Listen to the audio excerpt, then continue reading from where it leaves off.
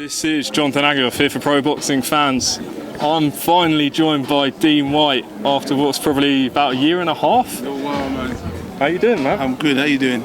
I'm good. What have you been doing? Just crafting in the gym with the boys, training, I'm coaching, I'm managing, and delighted to announce that I'm, promoting. I've got a show coming up. Getting my boys out. Yeah, things are good, man. I'm raring with that. It's kind of a different string to add to the bow, and I'm just happy, kind of doing something different, thinking, plotting, building a team together. That's going to help me get and get a good show off the ground. It is a bit tiring and tedious because it's long days and a lot of thinking and stuff and planning and plotting. But yeah, other than that, it's great. I can't ask for more. I'm a big fan of boxing. That's why I'm here today, to show support to Anthony Joshua. As a boxing fan, and I know him, so I thought I'd come down and show support and network as well. It's always good to network, You used to be at everything. Of course, but then, do you know what? I'm not gonna lie. This is probably the first thing I've been to in a long time. I ain't really been going. I've just been not concentrating on my own thing because, once you've got your own platform and your own door, you can call the shots and do the stuff you need to do. So I think it was pivotal and important for me to, just concentrate on that. But this is a mega fight, so get myself down there and do some bits. So it's good. I'm delighted. It's kind of seeing all the old faces back again. Pre-COVID, obviously it would be nice if there was fans upstairs watching and stuff like that. You know what I mean? But look, just delighted to see things, a bit of normality, things coming back together again. And just looking forward to Saturday night and just continuing the week and doing stuff. Yeah. Tell us a bit about your promoting. I know you were telling me we spoke, I think, a couple of times during lockdown. You said you were looking to do that. Just talk to us how it came about. Because of obviously small shows, we got our fans. So it's come together now, getting a bit of a help and assistance from many different people. But it's good. So I'm just putting it together. We'll have a big card in November the 6th. Maybe just prospects, grassroots, bring up some boys. There might be a few decent boys that come on who, from different promotions who want to get their boys out, and I'll put them on as well because my job is to try and get as many people that I can help. I don't want to say no to people. If they can do the tickets and do the numbers, I'll provide the platform if I've got the space, and that's what it is. And I feel like if I can offer that opportunity to people that are around me and my fighters, especially because I'm training them, but I want to give them the platform to go and use the application and apply the stuff what I'm teaching them. So this is what it's all about. What's this going to be called? Dillian Whyte Promotions? No. It's called Black Box Global. So it's still under the same banner, but it's global because we're probably going to be doing shows around the world possibly because I've got some things in Africa coming up and so on. So might do some stuff in Spain. So there's synergy for many different things. So the global aspect is, I want to move around. I'd like to do something in America also. I've got some good links out there. Got to get the right fighters to get, the ticket sales, because obviously it's all ticket bound because we don't have the broadcast. We don't have the super big sponsors. I've got a good network of people who are going to sponsor and help and pull everything together to make sure we have a great night and great show and a bit of value for entertainment. But yeah, it's just happy days, man. Trust me, I'm just excited for the gig, and just a lot of people say, oh, why do you want to do this? It's stressing. I haven't found that obstacle yet. There are moments where things have been annoying, certain things, but at this junction I'm just enjoying it and just taking it all in, embracing everything, and just kind of just accepting whatever it is there and just pushing on. How much has being sort of around the scene over the years? Yes, my guy. Everyone knows you're here. Come on. People, you've done interviews with everyone, always giving people time. Is that going to help you when you start promoting? Yeah, of course. It's been, I think it's actually been a blessing in disguise because it wasn't, because now a lot of the media outlets all want to come and want to get on the media list, and I'm like, okay, let me, I didn't really think about it, but a lot of people have been hitting me up, messaging me, and wanting to do interviews, talk about it, and very, very supportive.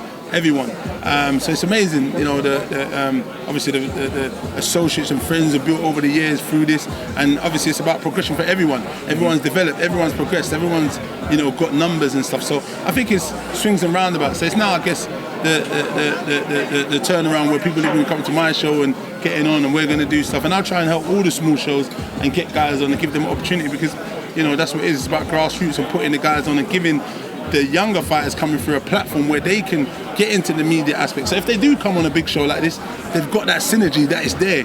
From the small, we're going to try and get the acquired look, and then we're going to have, the media that will all support, and we just got to plan it out and just kind of go from there. But like I said, it's a good stuff happening, and we just gotta get it together and make sure we execute well.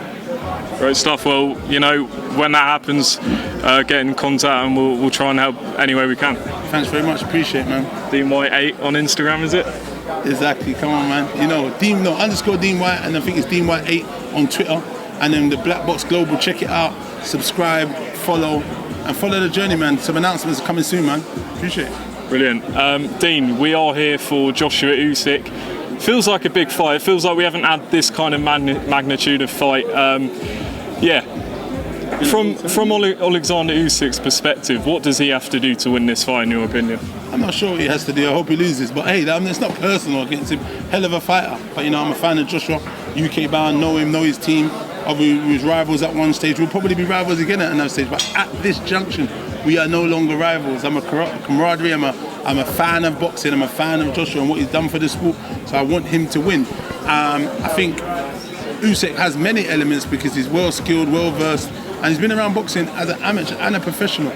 Well experienced, more than Joshua's experience. But I'm just hoping Joshua and his team will set out their stall and have a great game plan to defeat and be triumphant. So I'm not sure, but Usyk has the capabilities.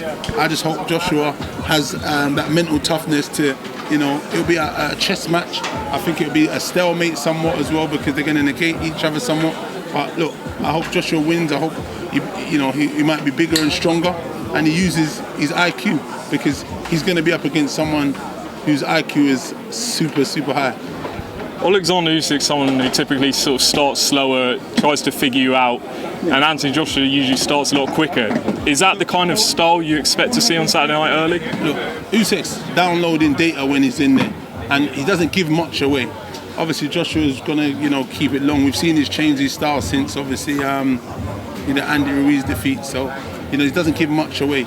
But I'm not sure if that's going to be the case because he knows this is a big fight. You don't want to be giving away rounds. And remember, he's not the home fighter. So it's going to be a tall order if he gives away 3 rounds trying to download data and then he's got to be chasing the fight because then he's going to walk onto something. So we're going to see Saturday night. But I think it's going to be a real cagey event because both guys are high tech and they've got, so I don't know how it's all going to unfold. But let's see. In terms of, people talking about, is this AJ's toughest test of his career? How do you see it? I think it might be. I heard AJ say Klitschko was one of his toughest tests. But I've seen this guy in the ring, what he was doing with Klitschko, and he put a lot of pressure on Klitschko back in the day when he was in the ring. And this is a younger guy, probably a more mobile guy, doing his thing. Maybe he doesn't punch as hard as Dr. Hammerhand or Steelhand, whatever he's called. I can't remember, sorry. Dr. Steelhand. But I mean, his IQ and his movement is second to none, man. So it's going to be a different fight. I think it will be a tough fight because there's going to be a lot of thinking and movement, and AJ's going to find it difficult to pin him down and hit him with the best shots he wants to because he knows how to ride shots and move and slip and duck, you know what I mean? So I don't know. AJ's going to have to cut the ring off nice and be smart, maybe jabbing to the body, jabbing to the head. Keep it tidy until opportunity presents itself, but keep it all tidy and simple. Don't try to do no fancy stuff where you leave openings and holes to get countered. You know what I mean? Do you see a devastating finish at the end of this fight? Nah, if truth be told, I actually feel like it might be a points decision for AJ. I just feel like their IQs in this fight are very high. I say if AJ catches him, he could do that. But I just feel like Usyk's been in there with a lot of big punches and none of them have managed to do that. So as amateur and a professional, so I can't see why it would change now. Dean, just want to move on to your bro, Dillian Whyte. News announced last week, Otto Wallin's the next opponent. Didn't need to take a risk, and he has done again. But that's what Dillian does, man. He provides entertainment. He, gives value for money. And this is a hell of a fight. Otto Wallin boxes long, he's sharp, he knows how to, use the ring, and he's a southpaw. Another southpaw, a tricky, skillful southpaw. We saw what he done with Tyson Fury, so we're in for a hard fight. But the Cam man's, he's a Cam man for a reason. He finds a way, he finds a will, and he gets the job done. So, come October the 30th, we're hoping he'll get a devastating knockout. We'll see how Otto Wallin takes the body shots. We'll see how Otto Wallin boxes in close proximity once still cuts the distance and gets round him, because he has got a good jab and he knows how to use the ring. So let's see what happens. You get me? I haven't spoken to you since Dillian avenged the loss against Povetkin. Just for you, how satisfying was that when you saw the knockout and all that talk about was it going to be repeat, was it going to be revenge, was settled? How did that feel for you personally? No, redemption was sweet, man. It was good because obviously the devastating fashion he was knocked out wasn't cool. So I mean, to get redemption in a similar fashion was good, and I felt like it was needed to get past that and put a final underline on that matter. You know what I mean? So it's just one of those things. He's got past that. It was good. He knew what he made an error in that fight, in the first fight. You know, he kind of wandered, and he managed to get the job done, which is great. So he moves on, and I feel like he wanted to probably get a bit more of a devastating stoppage because he didn't get the finale he wanted. But look, it was assertive, it was confident, and he didn't give no respect to him in that fight, and he just punched him from pillar to post, and put him into retirement. But listen, he's a good campaigner. He had a hell of a career, that kid. One of the best highlight reel knockouts ever. Dean, a few weeks to go, Deontay Wilder, Tyson Fury, the third fight. We were both at the second fight. How do you see this third fight going? Have you seen any improvements in Deontay Wilder in the training footage? Do you think the longer delay is going to benefit either fighter? What do you see with this? I feel like there'll be some benefits to Wilder because he's got Malik Scott. I think Malik Scott was a hell of a boxer. His IQ was good, but yet again, I'm not going to lie, Fury is a hell of a boxer, and obviously it instilled Sugar Hill, which is a hell of a trainer. He's got all the fundamentals from the Kronk gym, from Emmanuel Stewart, and all that background. I wonder if you look at it and you compare coaches, but then you've got a talented artist or Mozart in Fury. Anyway, he was always skillful before. Now he's better than he was, you know what I mean? But then, yeah, again, what I look at is I think there's going to be improvements for Wilder, but I don't think they're going to be enough to say, oh, he's going to take the victory. But let's see. He said the helmet was too heavy, this outfit was too heavy. Someone drugged him. So come October the 9th, let's see. Now you've got a new coach. We should hear no excuses. You should go out there and box and look good and do good things. You get me? So it'll be interesting. Final one, Dean. Canelo Alvarez, Canelo-Plant coming face to face tonight in LA for a press conference. Yeah, a few weeks to go. Canelo has just looked incredible since losing to Mayweather. No one has figured out the formula to beat him. Do you think Canelo-Plant has more of a chance than, say, Billy Joe Saunders? Do you know what? It's interesting. He's a hell of a fighter. I've watched him over the years developing and growing and doing stuff, and now that he's adding Andre Wood to the team, I think it's going to be interesting. I don't know if it's going to be enough because Canelo is one hell of an athlete. You know, he's done it all. He's seen it all. He's done it all. The only blemish is Mayweather, and he's learned each and every time in these fights. So you know what I mean. It's going to be a great fight. I like Canelo-Plant to do good. I like the underdog sometimes. You know what I mean. And he seems very humble and nice. And when you check his story about his wife and how they are, she's worked for broadcast and did it. It's very welcoming. So I'd like him to do good. I'd like him to be able to show something different. I'd like him to be able to give Canelo nightmares where he has to think, because he hasn't had that. He hasn't had to really think as much in a lot of his fights. He's knocked a lot of them out and broke them down. I think in the Billy Joe Saunders fight, he did have to think a little bit, but then in the end, he got to him. You know what I mean? And he broke him. He broke his rule. He broke his eye socket. You know what I mean? So I hope that Canelo-Plant has enough to go the distance, and no one knows what the score and who wins, because he's taking him all the way to the wire. Because someone needs to be able to give him a run for his money. Someone. The only man maybe is Better BF, maybe at light heavyweight possibly, or even Bivol might give him a good run. But I think Better BF is the man I'd probably say. But what do you think you need to beat him? Do you need literally all the skill? Fucking shotgun, son. I don't know. Listen, he is that much of a great athlete. I am just not sure what you need, and that says a lot about him. He's come on leaps and bounds over the years. Literally the final one, Dean. I just haven't spoken to you since sort of the influx of YouTubers into boxing, Jake Paul and the like. What's your view on it? I mean, Jake Paul's, we've heard, helping Eddie Hearn with the Amanda Serrano, Katie Taylor fight. He's giving opportunities. Other people. Do you know what?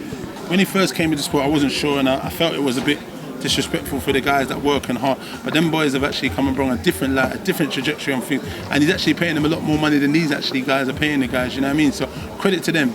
I heard Victor Ortiz was offered by Triller 30 million to fight Jake Paul. Hello, I'm here. Give me a car, 30 million on the table. Who wouldn't want to fight? You know what I mean? But they've done an amazing job. And that Jake Paul, he lives the life. He trains, got the setup like Canelo, got all the team around him, and he's only getting better and better. So credit to him. I think is their great addition to the sport. And let them live and let them do their thing. You know what I mean? Brilliant. Dean Whyte, great to catch up. Hopefully see you at more of these events. Thanks very much for opportunity as always, man. We work together, we grow together, let's just build. Keep doing your thing, my man. Appreciate it. And you at Fight Night on Saturday? Yes, I'll be at Fight Night, yeah. No okay. All right, see you guys there. Log in.